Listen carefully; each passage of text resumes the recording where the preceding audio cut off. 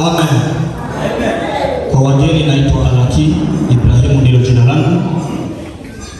Sasa hivi ni saa 7 inakosa dakika 11. Niko nataka kushindwa niseme nini, nifikishe ujumbe gani kutokana na muda. Amen. Kitabu cha Mathayo sura ya 10 versi ni 16. Dr. Tusaidie tusome.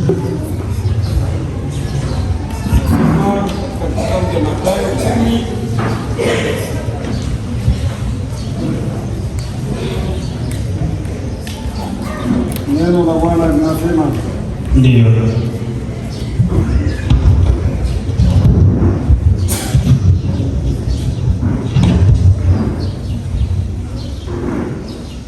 Mathayo 10:16. Mathayo 10:16, neno la Bwana linasema hivi. Nasoma 10:16. Biblia inasema, angalieni, mimi nawatuma kama kondoo kati ya mbwa mwitu. Basi wewe na busara kama nyoka, na kuwa watu wapole kama mbwa. Amen.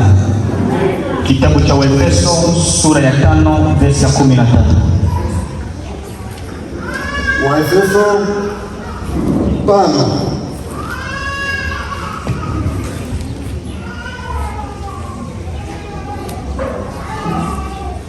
Tano ngapi? 5:13.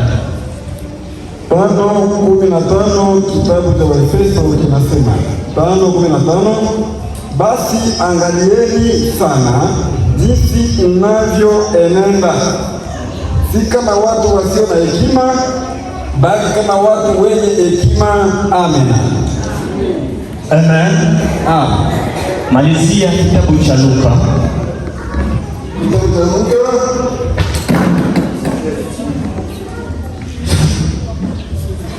cha Luka 23. Makumi 34. 23:34, neno la Bwana linasema, Yesu akasema, Baba uwasamehe, kwa kuwa hawajui watendalo. Wakagawa mavazi yake, wakapiga kura. Amen. Amen. Dirisha ile Biblia yako nasema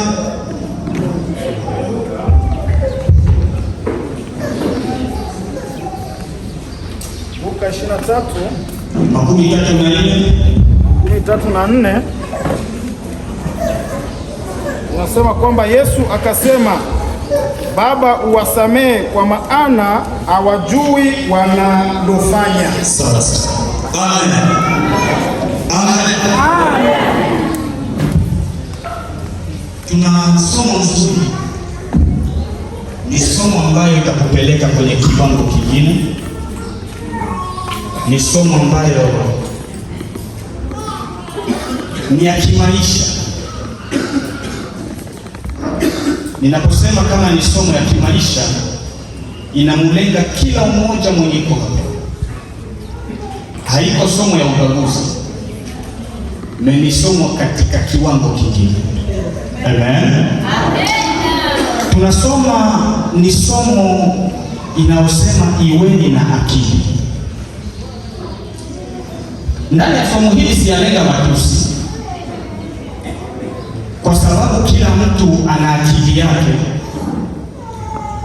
na kila mmoja amezaliwa na akili, lakini kuna akili na akili. Sasa leo nitakupitisha katika daraja, wewe mwenyewe ndio utaangalia kwamba eske nina akili au sina akili. Hii dunia haina haja na watu wapumbavu. Hii dunia ina haja na watu wenye akili. Ndio kwa maana vita mahali kinachotaka kuzimwa ni kitu gani na kinachotaka kujiendeleza ni kitu gani. Utakuja kukonkludi kwamba watu wenye kupigana vita ni watu wenye akili. Nchi ina haja na mtu mwenye akili, kanisa ina haja na mtu mwenye akili, ndoa ina haja na watu wenye akili. Mizunguko yote unayofikiria katika dunia inaomba akili. Amen. Haleluya. Mungu hapa? Ndio. Mungu hapa? Ndio. Somo hili ni somo la tathmini, na si tathmini kwa watu wote, lakini ni tathmini linalojitegemea la mtu mwenyewe binafsi. Ndio. Haijalishi mwanaume, haijalishi mwanamke, haijalishi mtoto mdogo, haijalishi mzee. Ni kila mtu kujitathmini, eske mie niko na akili au sina? Na kwa nini sina? Na nifanye nini ili nipate akili? Swali hili linachoma moja kwa moja dhamira ya mtu. Unapoambia mtu kwamba hauna akili, ni maswali sana kwa yule mtu, na akiwa na asili ya karibu anaweza kukupiga, na kama hatakuwa una nguvu ya kukupiga basi mtazipanga, na kama hana uwezo wa kujipanga na wewe basi mtaanza kuchezana, kwa sababu umemwambia kwamba hana akili. Lakini shida sio mtu kukwambia kwamba wewe hauna akili, lakini shida ni kwako kwanza wewe mwenyewe unasema kwamba una akili. Ni kitu gani unachokifanya kinachoonyesha kwamba wewe una akili? Au ni kitu gani ambacho unafanya kinachokumaanisha kwamba wewe hauna akili? Kwa sababu akili huja kwa hali ya mtu kutenda. Ni kitu gani unachokitenda kinachokupresente kwamba wewe una akili au kama hauna? Amen. Amen. Bwana Yesu asifiwe. Amen. Bwana Yesu asifiwe. Bwana Yesu asifiwe. Amen. Nitakupitisha mahali ili kwamba upate kujielewa kidogo. Tunaposema akili ni nini? Hivi kitu tukianza kuulizana, hili jambo kila mtu huwa analiongea, na sisi wote huwa tunaliongelea hili jambo kwamba mimi nina akili, huyu hana, sisi tuna akili, wale hawana. Hivi akili maana yake nini? Akili, andika, ni uwezo wa kupokea taarifa, ni uwezo wa kupokea taarifa, ni uwezo wa kufikiri kwa usahihi, ni uwezo wa kuchagua, ni uwezo wa kuchukua hatua sahihi kwa wakati sahihi. Hii ndiyo maana ya akili. Kwa kifupi, akili ni muunganiko wa mambo kadha yafuatayo. Tukisema akili, maana yake huku tunakuja kuona ni maarifa. Nitaongelea baadaye kuongeza mantiki, nitaongelea baadaye kuongeza maamuzi, nitaongelea baadaye kisha huko unakuja kumalizia na matendo. Mizunguko yake hii ndio utakwambia kwamba wewe una akili au kama wewe hauna akili. Bwana Yesu asifiwe sana. Bwana Yesu asifiwe sana. Bwana Yesu asifiwe. Ukisoma kitabu cha Mathayo sura ya 5 verse ya 12, Kiswahili cha Kongo kinasema vizuri, naye anayemwambia ndugu yake hauna akili, wewe anapaswa kupelekwa kwenye tribunali. Safi sana.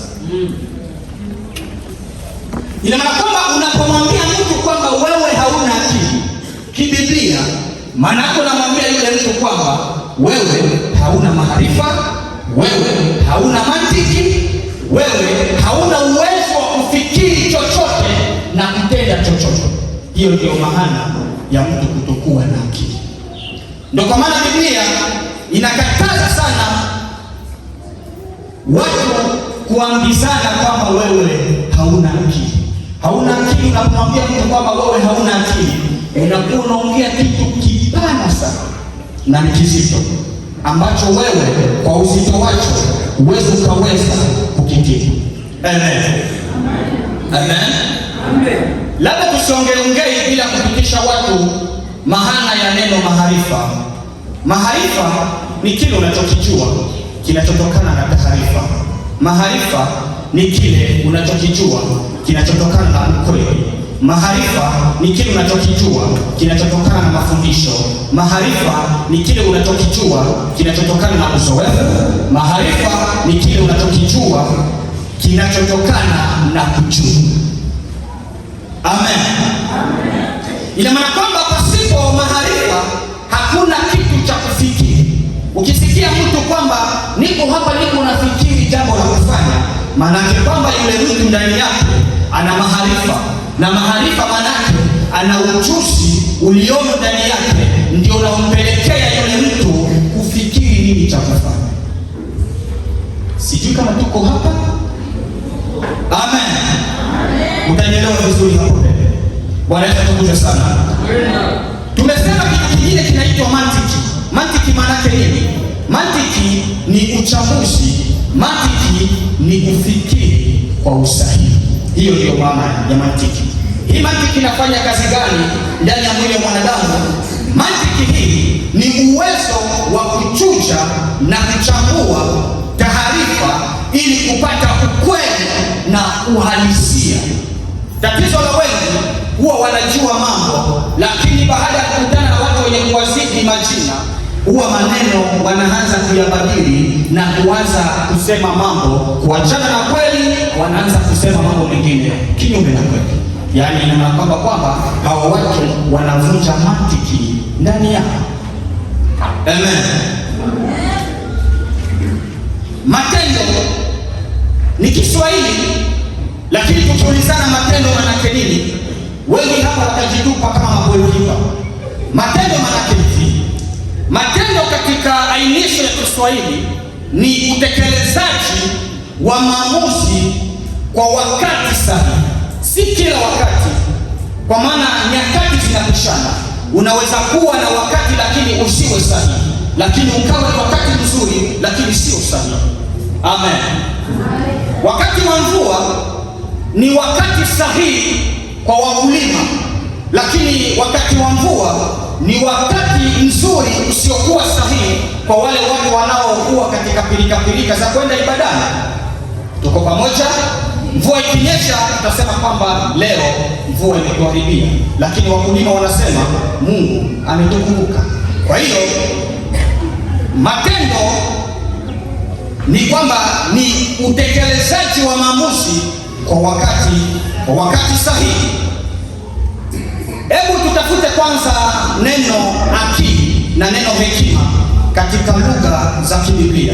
Katika Kigiriki neno akili inaitwa Sophia, na katika hekima inaitwa Phronesis.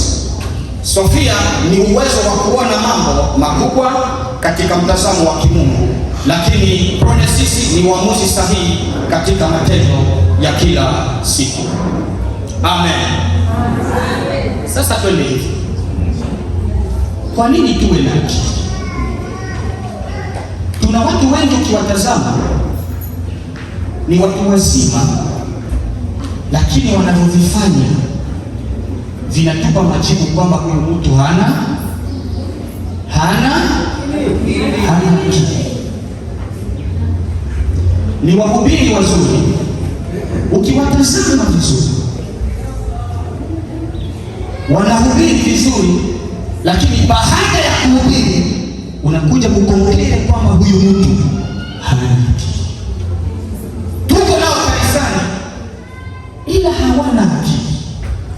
Tuna Wakristo wengi, tuna walokole wengi ndani ya makanisa, lakini ni wakosa akili. Sitakwambia tu katika ibada wenzako wasione baraka, wewe uanze kuona mtu hauna akili. Sitakwambia tu kwenye ibada sisi tuanze kumwomba Mungu, lakini lakini wewe uanze kuchati na kuangalia mambo mengine kinyume na ibada, hauna akili. Na shetani katika dunia hutumia ujinga ili kwamba kutaka kunasa watu wenye akili.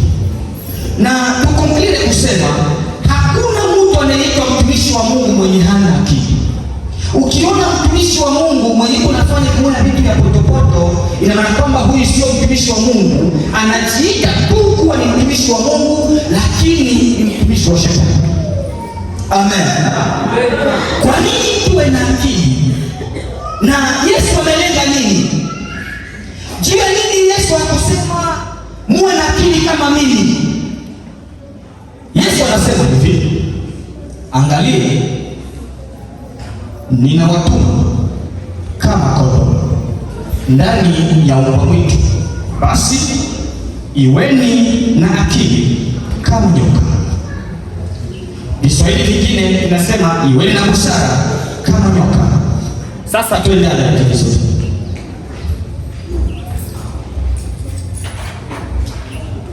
Yesu anawaambia mitume, ninawatuma sio kama mbuzi, ninawatuma kama kondoo. Le problème sio mie kuwatuma, le problème ni mwe kufikisha ujumbe pale kwenye mimi na watuma kwa. Haiko kwenda tu tulisikia Mungu alisema. Mungu anaweza kasema mimi, anasema kwenye miti. Mungu anaweza kasema mimi, inabidi wewe upate kuuliza mzuri, usiende kichwa. Angalia, benye wanatumwa ni kondoo, wanatumwa kwa mbwa mwitu. Ukiangalia historia ya hao wanyama wawili ni maadui. Adui wa kondoo ni mbwa mwitu. Lakini ndio kwenye ujumbe unakuja, Yesu anasema ya kwamba ninawatuma kwa wale maadui. Hata kama ninawatuma, ilifo ukuwe na akili mekweni. Ningilikuwa ni wewe, jinsi mimi nakujua, haungiliende Bwana anasema kichwa. Ni kondoo, lakini wanamtuma kwa mbwa mwitu. Mbwa mwitu kimwona kondoo inasema asante Mungu kwa sababu umenipa. Lakini kwa ule adui mwenye ana mizana kondoo, ndio kwenye Yesu anamwambia kondoo, wende kwa ule adui yako, ndio kwenye mimi nakutuma. Lakini uwe na akili. Sio kama niko naongea na watu, haya maneno sio kama unayaelewa. Uwe na akili. Swali mimi nilikuwa kunimuuliza Yesu, juu ya nini tuwe na akili na wewe unatutuma? Haleluya. Juu ya nini tuwe na akili na wewe unajua? Wewe unajua tabia za kondoo, wewe unajua tabia za mbwa mwitu. Juu ya nini tuwe na akili na juu ya nini ututume? Mimi nilimwambia sitaenda. Nini kukuliwa juu ya nini? Mimi nilimwambia sitaenda. Kama wewe hautanipuliza vile viungo, mimi sitaenda. Mimi naambia mitume muache maswali hapa tu katika mji wa Galilaya, mwende tu. Muangalisho kwenye unaenda akili. Sasa tumuulize Yesu, juu ya nini akili? Anachilia kusema hivi, kwenye unaenda ni mbwa mwitu. Penye utakuta kule mbele ni mbwa mwitu. Lakini ukiwaona hamutawaelewa. Wanavaa ngozi za kondoo. Kwa lugha nyingine, mkiwaangalia kwa sura wanafanana kondoo. Msifikiri kwamba ni wanafamilia, ni maadui zenu.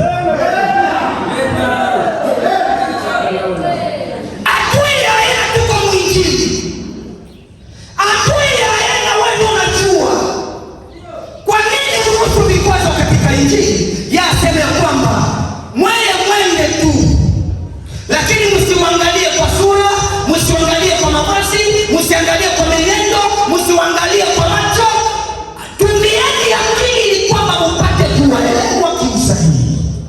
ndani yao ni mbwa mwitu, lakini ukitazama wanavaa ngozi za kondoo, lakini ndani yao ni mbwa mwitu. Sasa hapa ndio kuna shida. Labda nikupitishe katika kitu. Kupokea sauti ya Mungu sio tatizo. Tatizo ni kujua nguvu inayojificha ndani ya sauti. Pili, siri inayojificha ndani nyuma ya sauti. Mungu akikutuma katika mji, elewa kuna mambo manne utakayokutana nayo mbele ya mji. Jambo la kwanza, Mungu akikwambia uende sehemu fulani, usifikiri kwamba wewe ndio general sana duniani. Hapana. Kumbuka akikutuma anakuingiza katika vita. Mungu akikutuma katika mji, jambo la kwanza, kwenye ule mji hata uombe namna gani, hautakosa iko balozi. Mungu hapa. Mungu akikutuma ukatale wewe, hata wewe na upako wa aina gani, kwenye Mungu anakutuma hauwezi kosa iko balozi. Utakuwa hapo pale wanakungoja, na hebu ukikuya batajua kuna kuya mtu. Jambo la pili, hautakosa kukuta iko mizimu kwenye Mungu anakutuma. Mungu ndo anakutuma na hautakosa kukuta iko mizimu. Pili, kwenye Mungu anakutuma hautakosa kukuta iko walengwa katika mji ule. Watumishi wa Mungu hawatakosa kuwepo. Kumbuka Mungu anamwambia Ibrahimu, nitakupeleka katika nchi ya ahadi, ni nchi ya Kanaani. Lakini tuulize Biblia, hii nchi ya Kanaani, nchi ya ahadi, ilimiliki miungu mingapi? Na ni nchi ya ahadi. Kwa hiyo hata kama ni watu, iweni na akili kwa mnaenda. Akili itawafanya kujua huyu ni wa watu au huyu ni wa watu. Kwa hiyo mtakuwa na maamuzi sahihi. Imani yake Mungu anakutuma. Siku moja tunaongea hivi kwa ujinga ambao tutakaoendelea katika kanisa. Mtu mmoja akaniambia, Mungu ameniambia hivi, usipiga dansi, ujitazame vizuri. Na mara ya kwanza Mungu ameniambia ili kukupiga kofi. Nikapuzi. Safari ya pili tena akakuja. Akaniambia Mungu ameniambia usipiga dansi. Ameniambia ndio nakupiga kofi. Unakuta nilichokiona ndani ya ule mtu hana nini? Hana nini? Yumo kabisa, hana akili.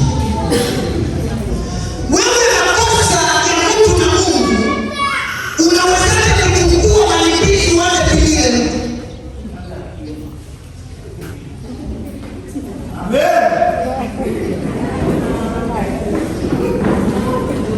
Jipige kwanza kwenye mzee kile Mungu ananiambia,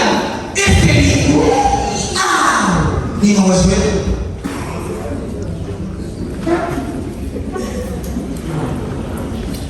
Tuache kuimba kwaya, tumuulize Mama Ongwa, mpaka ufike hapa kwenye uchungaji, daraja lako ni uimbaji. Papa Gabriel, uimbaji.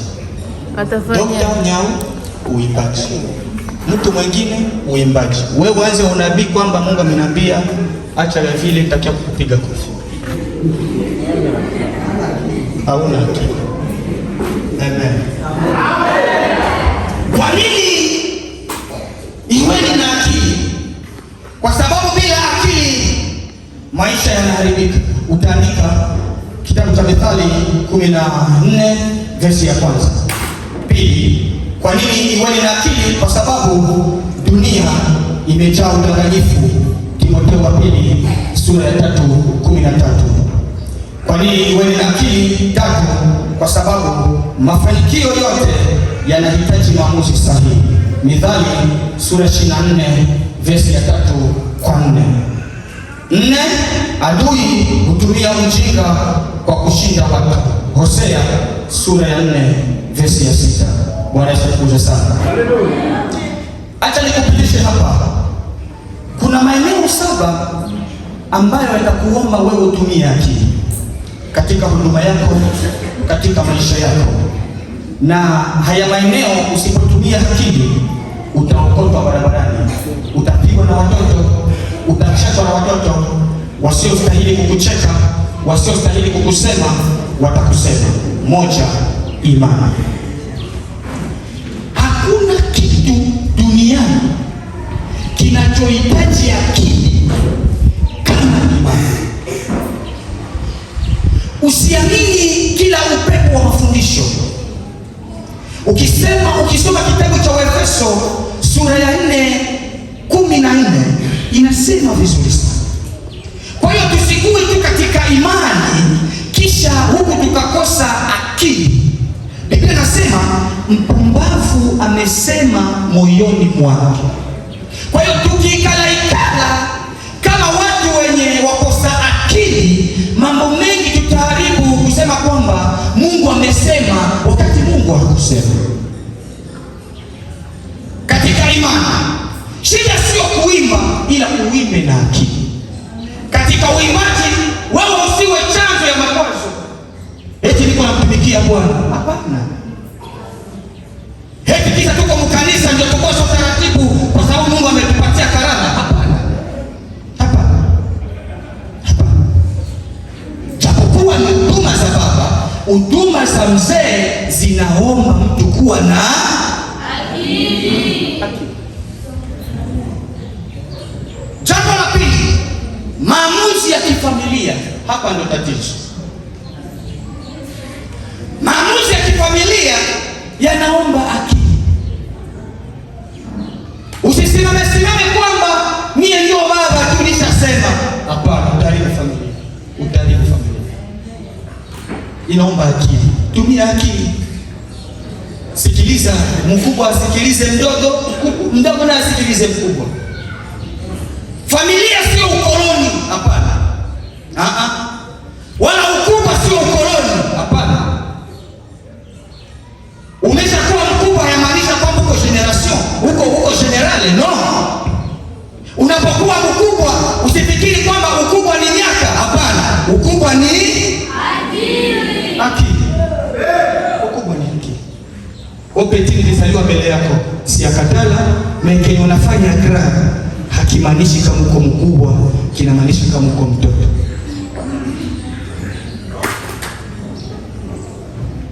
Esau juu ya njala sana anamwambia Peti, Yakobo, kama sikuzaliwa mbele ndo nini?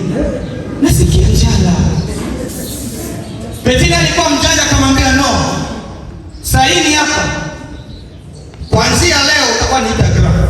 Kama si Peti kuzaliwa mbele ndo nini? Ukitokea leo nakuwa gra. Anaongea, kumbe hajui, kumbe anapanda kufunga. Akili. Amen.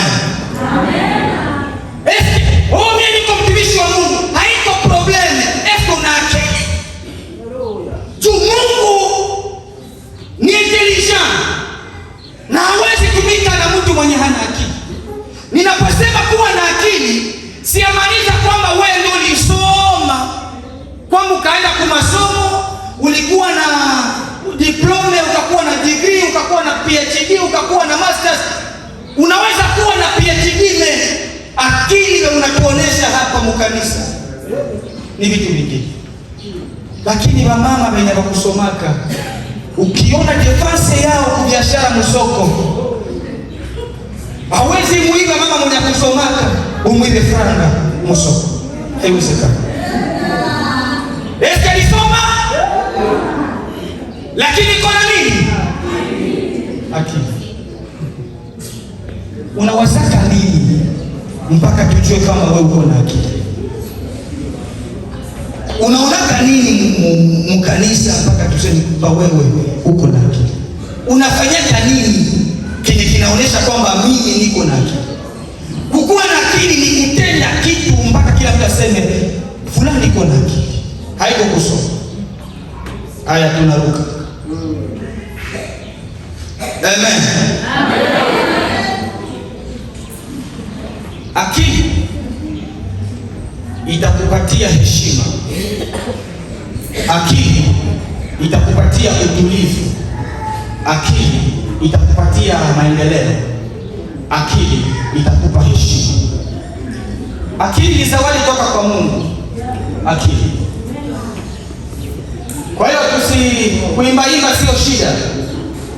Hivi wewe unaimba mkichwa yako mko nini? Kuhubiri sio shida, unahubiri mkichwa mko nini? Amen. Amen. Sasa twende tumalize hivi. Shida sio kuforsi, hata kuhubiri nako kunaomba akili. Wewe nimeandaa somo ya peji 5 mpaka nimalize yote. Watu watachoka, na wakichoka, wakikuishia njiani, utaonekana kwamba hata na wewe uliyefundisha hauna akili. Kwa hiyo kwa kumaliza inakuwa sasa turuke moja kwa moja dalili za mtu mwenye akili.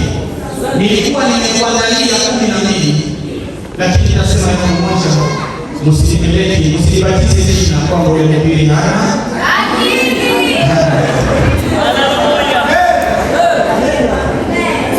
Dalili ya mtu mwenye akili moja, huyu mtu anajua anachokifanya. Haleluya. Sema anajua anachokifanya. Ina maana kwamba mtu mwenye akili hujua anachokifanya. Hapa ni asali. Lakini kumbuka, huwezi ukajua unachokifanya wakati wewe hujajijua wewe ni nani. Hivi tukiulizana hapa, huyu kaka, hebu bosi simama kidogo. Ndio. Chukua mic.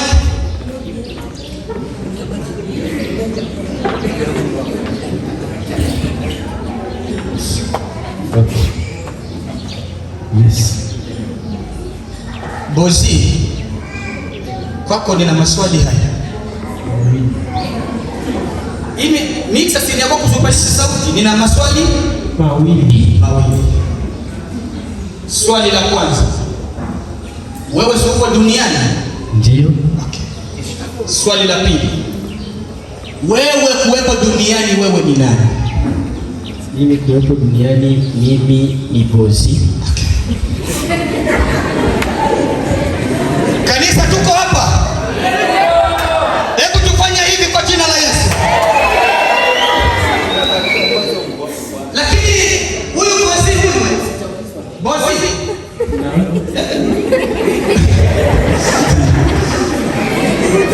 wako mtazame mimi.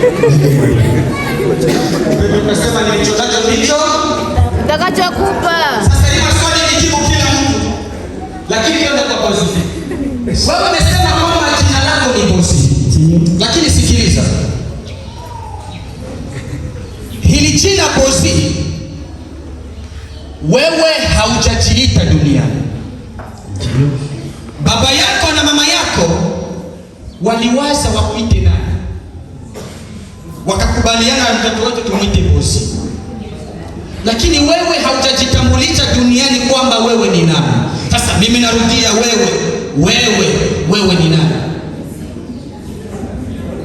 Mimi kama kisi nilitoka kusema, mimi ni bosi, ila niko duniani kwa kusudi la kitu fulani ambacho Mungu amesababisha niwe duniani. Mungu kusababisha sio shida.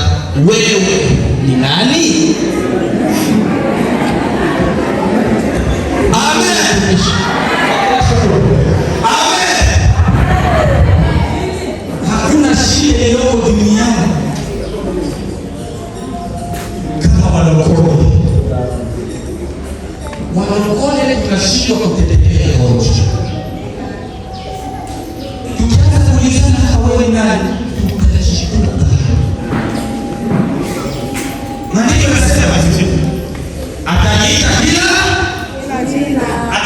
kila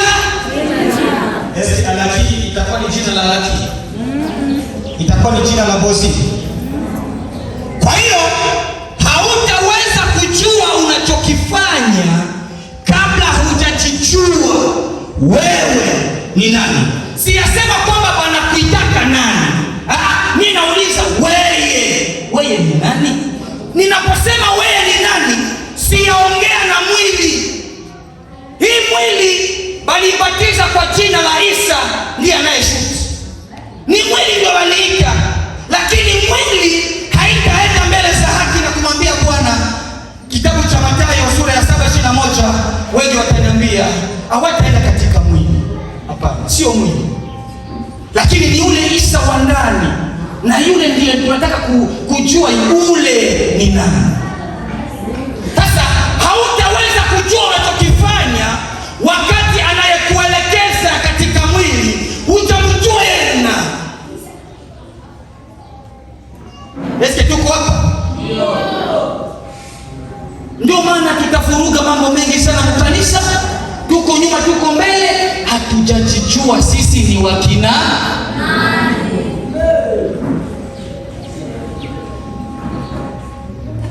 Kwenye makwaya, ukitembelea makwaya, wakoni washakasema kwa waimbaji mpaka wanachoka kiasi ya kwamba wengine wanasema basi mimi naviacha. Tatizo ni kwa sababu unaowaongoza hawajajijua wao ni wakina nani. Tutapigana sana, tutaviacha sana. Methodiste sipendi naenda kusepake na wenyewe. Kama hujajijua utavitoka, okay, naenda kusepa. Kama hujajijua utavitoka, naenda kukadafe. Hivyo utatembea, mwishowe watakuita huyu ndiye baba wa matini kamili. Tatizo utajijua wewe ni nani. Tuna watu wengi ni wa baba kwa muonekano, ni wa mama kwa muonekano, ni vijana kwa muonekano, ila hawajui wanachokifanya. Wakihubiri wana upako, wakiimba wana upako, kazi za kanisa wanajitolea, ila hawajajua wanachokifanya. Ni wahubiri wazuri, ila hawajui wanachokifanya. Wanatabiri vizuri, ila hawajui wanachokifanya. Unajua unachokifanya? Huwezi ukajua unachokifanya kama mkichwa hamuna kitu, mpaka uwe na akili ili ujue unachokifanya. Amen. Tangazo la makazi ilipopita, wakimbizi wa Kikongo, mujiandae kurudi kwa hiari. Kuna watu balilazwa na pressure. Sasa tuulizane, hivi mtu kurudi kwao ni dhambi? Kosa iko wapi mtu kurudi kwao? Lakini anataka kupiga hesabu, miaka 13 niko mkambi, makoloka yenye nilikula, nyumba yangu iko na makaro, nikienda nitafikia wapi? Nilikula vibaya, nikienda nitaishi kwa nani? Mtu tu alipigania pasipoti ya mkambi ya Kongo, na hii nchi yetu kwa kulitiaka ya mafranga, hata uona mtu. Kumbe hata kukula maisha inaomba kula na maisha ya kesho atakuwa magumu kwetu kutokana na jinsi tulivyojipanga kambini. Ulikula namna gani kambini? Tuna waimbaji ambao watoka hapa kwenda Marekani huko. Jamani, kwa kanisa letu hatuna mchungaji. Wewe ulibaki wapi? Methodist wote wako na adabu. Kuja hapo kwa mchungaji. Jamani, sijui kuhubiri kwetu nilikuwa shemashi. Kuja hapa tangia leo napewa kanisa. Wewe ukirudia Kongo, kama maisha mkambi ya kupokea ndio natushinda ya Kongo, Sisi sote tutakuwa soda. Amen. Akili. Je, unajua unachokifanya? Unajua unachokifanya? Swali hili linachunguza mambo manne. Moja, linachunguza ufahamu. Na katika ufahamu wako ujiulize, je, ninajua matendo yangu? Wachungaji hapa mbele hawana problem. Benua watu wameshika leo ingatoso mbele. Mwewe mnayala haina tatizo. Sina wenyewe tunaona mchungaji ndio yule yuko pale. Haina tatizo. Mwalimu wa kanisa yuko pale. Haina tatizo. Lakini deba ya matendo kila mtu na ripoti yake. Amen. Na katika matendo hakuna kitu kibaya. Katika kusimama wewe ujue kwamba umesimama, kumbe Mungu alikuachaka. Ni maisha mabaya. Biblia inahesabu ya maisha kwamba ni ugonjwa wa akili. Ukisoma kitabu cha Wafalme wa kwanza sura 21 verse ya 2, utashuka kama utashuka verse 18, sawa? Ni habari za Naboti na Ahabu. Huyu Ahabu alikuwa ni mfalme, Naboti naye alikuwa ni raia katika ufalme huo. Ahabu alikuwa na mke wake jina yake Yezebeli. Huyu mama alikuwa na vituko. Huyu Naboti alikuwa na shamba lake, kipata historia ni shamba ambalo lilikuwa karibu na nyumba ya mfalme. Mfalme siku moja akamwambia Naboti, si unipatie hili shamba lako basi mimi nifanye mambo yangu. Naboti akamwambia mfalme, hapana. Ni shamba lililoachiwa na wazazi, siwezi nikakupatia urithi kutoka wazazi wangu. Mfalme akasononeka. Tulisema kwamba kitu cha kwanza ufahamu matendo yako.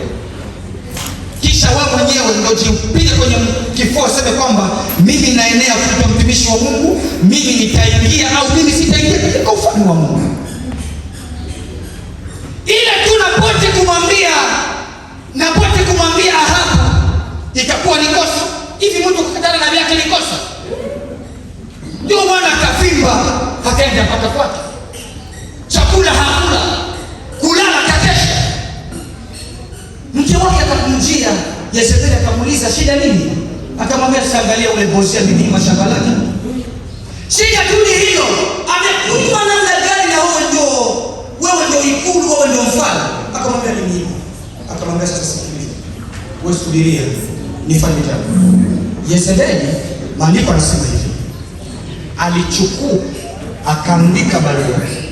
Akasema mumchukue Ahabu, mumtengenezee kesi kwamba yeye alienda kinyume. Matokeo yake alisambaza zile barua, akasambaza kwa watu. Aliposambaza kwa wazee wenye hekima, walimchukua, waliteua watu kadha wa kadha tu, wakamtengenezea kesi. Ahabu akafia shamba lake. Na Naboti akafia shamba lake. Na haya maisha ndiyo maisha ambayo tuko nayo ndani ya kanisa. Tuna watu wenye karama ya kuimba hawana, karama ya kuhubiri hawana, kupiga makofi hawana, kupiga ngoma hawajui, ipendo iwashinde, lakini wao wana karama ya kuteka mshe hawezi nini. Bawili tu bakijipata mzuri, hii kanisa sote tutatoka hapa bila kuangalia nyuma. Watu tu wawili. Na mimi nikutia moyo kusema kwamba hata ile nayo ni kazi na ni karama toka kwa shetani. Piga makofi. Bwana tukulie. Unajua matendo.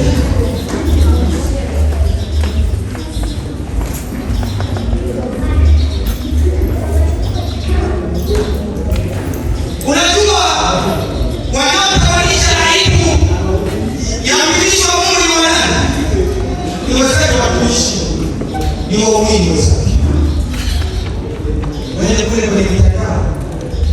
utapata kesi za mama kesi iliyotawanyika, ndio utaelewa.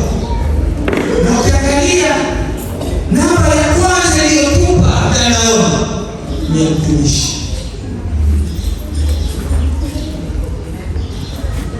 Akili. Bwana tusaidie sana. Umoja tu hapa Terese ndio uone kesi zitanguruma, na watakazo zifanya zile kesi singurume sio watu wa mabaa, sio watu wa Waislamu, ni sie. Bosi unajua anakia alifanya, bosi naye unajua fulani alifanya, yeye naye ataanza ongeza na wenye hajui. Akili. Unajua unachokifanya? Pili, dhamira zako. Unatakiwa kujiuliza kwa nini unafanya unachokifanya. Unafanya kwa nini?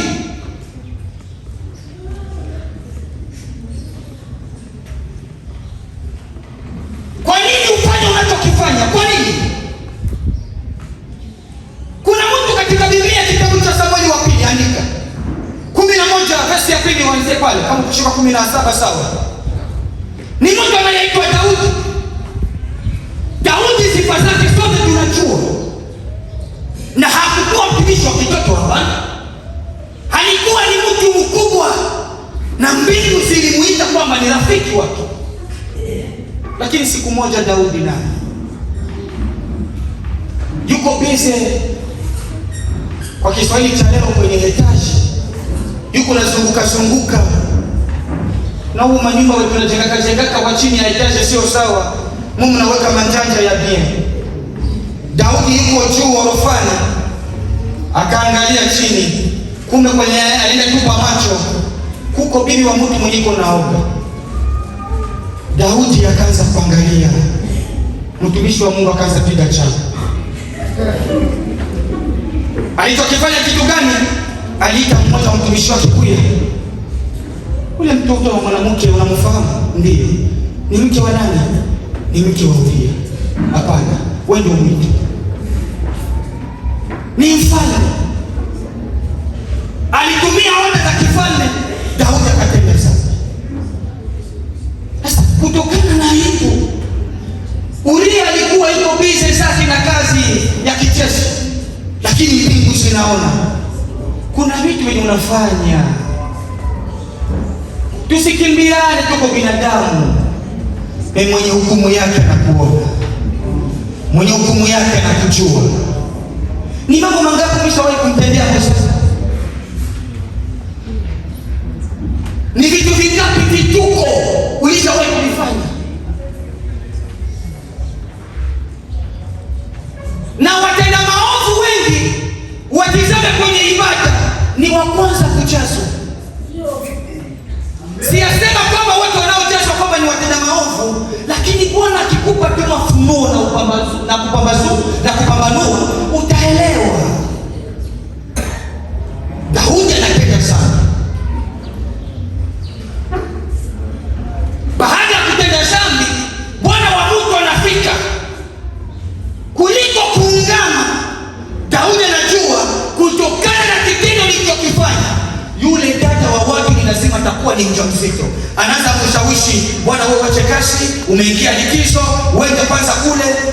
Mungu naye Bwana akamwambia Uria, akamwambia Daudi, katika mila na desturi ya Israeli, siwezi nikaenda kulala ndani ya nyumba yangu wakati tuko kwenye plani za kivita. Wakati Mungu alikupa zamu, ni mara ngapi unajitenga na nyumba yako? Bwana wakati alikupa zamu, ni wakati unafanya mafungo. Ni wakati gani unafanya? Ni mara ngapi unafanya mafungo? Ukikutana hapa koma shetani, eske hata kubana kunyumba? Eske kunyumba unaombaka? Ni mara ngapi unakifichaka? Eske kisu unakia kumkemea hapa shetani? Eske hata kubana mbaba? Kwa nini unafanya unachokifanya? Uria alimkatalia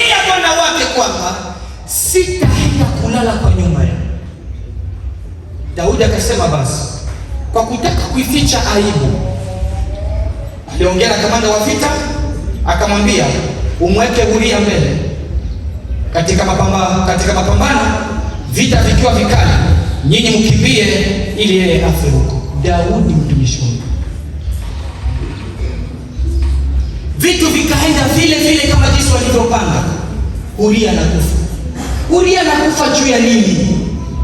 Kisa asijui jinsi gani mke wake alivyotembea na mume mwingine. Kwa hiyo ili ujue unachokifanya, jambo la kwanza unatakiwa kujiuliza, kwa nini nifanye hiki ninachokifanya? Ili kikupe picha na kikupe uhakika wa kile unachokifanya. Utalipwa mema au utalipwa mabaya kwa kile unachokifanya? Hivi tukiuliza, waliookoka ni wangapi mkanisa?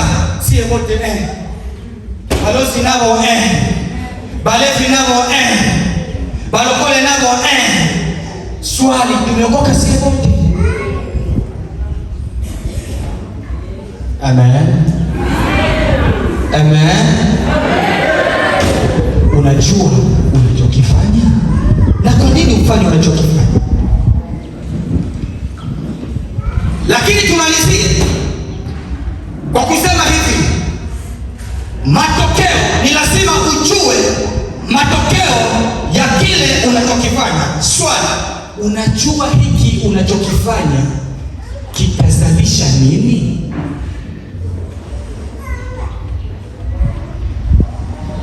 Unajua uimbaji unaouimba utazalisha nini? Unajua kuhubiri unakohubiri kutazalisha nini? Bangi unayoivuta unajua utazalisha nini? Usharati unaofanya unajua utazalisha nini? Pombe unayoikunywa unajua itazalisha nini?